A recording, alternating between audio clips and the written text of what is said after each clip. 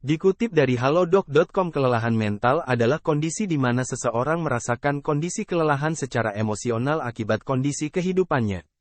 Kelelahan mental itu sendiri cenderung berjalan seiring berjalannya waktu, dan tanpa kita sadari rasa lelah ini bisa saja berasal dari kelelahan mental yang disebabkan oleh stres yang berkepanjang atau berulang. Seringkali kelelahan mental datang dari kejenuhan. Kejenuhan sendiri datang bukan dari kondisi fisik yang datang dari kegiatan sibuk sehari-hari, tetapi jenuh datang karena dari kondisi di mana kita merasa tidak paham mengapa emosi kita selalu tidak terkontrol, mudah marah, dan mudah tersinggung.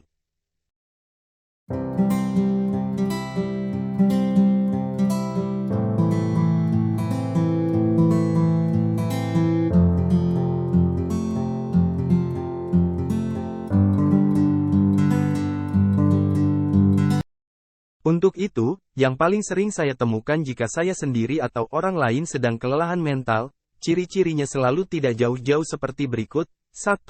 Terus merasa lelah. 2. Mengalami susah tidur. 3. Mudah tersinggung, mudah emosi. 4. Merasa putus asa dan tidak bersemangat menjalani kegiatan sehari-hari. 5. Sulit berkonsentrasi. 6. Mudah merasa cemas. 7. Lebih sering melamun. 8. Kehilangan motivasi. 9. Merasa tidak berguna. 10. Perasaan cemas berkepanjangan. Ke-10 hal tersebut memanglah sering kita rasakan sebagaimana secara tidak sengaja tumbuh begitu saja pada diri kita sendiri.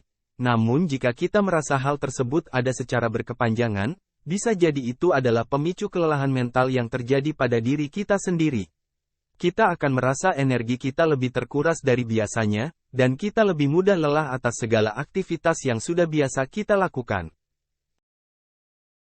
Dari ciri-ciri tersebut saya merasa bahwa kita perlu mencari bantuan jika kita merasa bahwa kita tidak lagi bisa menemukan jawaban atas permasalahan yang kita alami, entah kepada siapapun yang bisa kita percayai. Satu hal dari saya bahwa orang yang kita percayai bukan berarti teman dekat, tetapi betul-betul yang kita percayakan, karena yang dekat belum tentu bisa menjadi rumah untuk mendengarkan keluh kesah. Sekalipun kita memang harus pergi ke orang yang lebih profesional pada bidangnya, maka pergilah karena pada dasarnya kita memang butuh. Tidak perlu peduli pada tuduhan-tuduhan tidak penting yang selalu mengatakan bahwa dengan pergi ke psikolog itu artinya kita tidak waras atau gila. Padahal, luka yang ada di dalam diri kita itu pada dasarnya memang tidak kelihatan saja, sama seperti luka fisik. Kalau di luka fisik, kita pasti butuh obat dan dokter yang bisa menangani luka. Tetapi kalau luka batin, luka tersebut tidak terlihat tetapi kita tetap tahu bahwa kita harus pergi kemana. Namun ada hal lain juga yang bisa kita lakukan jika kita sedang kelelahan mental, yakni dengan mengulur waktu dengan menyibukkan diri sendiri. Salah satu caranya ialah dengan egois untuk tidak dulu ada di lingkungan ramai, atau bahkan tidak dulu ada di antara orang-orang. Sesekali tidak apa-apa, sesekali tidak memikirkan orang lain dahulu pun tidak masalah. Ngobrol dengan diri sendiri, habiskan waktu dengan diri sendiri. Kalau lelah mari istirahat, dan tidak menyerah. Hal lain yang bisa kita lakukan kalau sedang kelelahan mental ialah dengan menulis. Seringkali kata menulis ini membuat kita jadi malas. Yah, buat apa nulis, malas.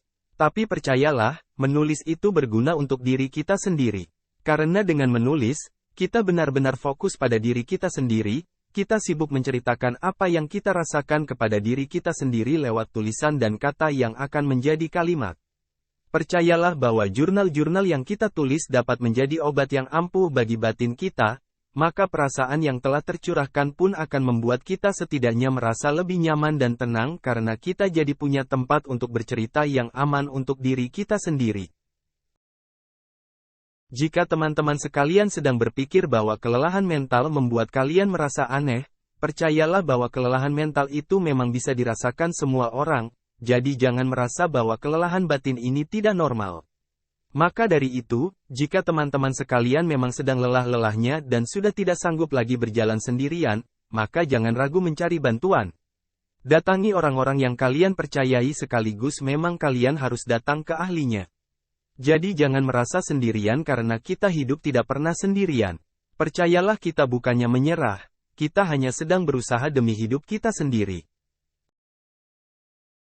Semuanya akan baik-baik saja, dan semuanya akan kembali ke jalannya semula. Seiring waktu berjalan, kita akan menemukan episode kehidupan yang tidak disangka-sangka, dan kita akan kembali memeluk dunia yang pahit ini.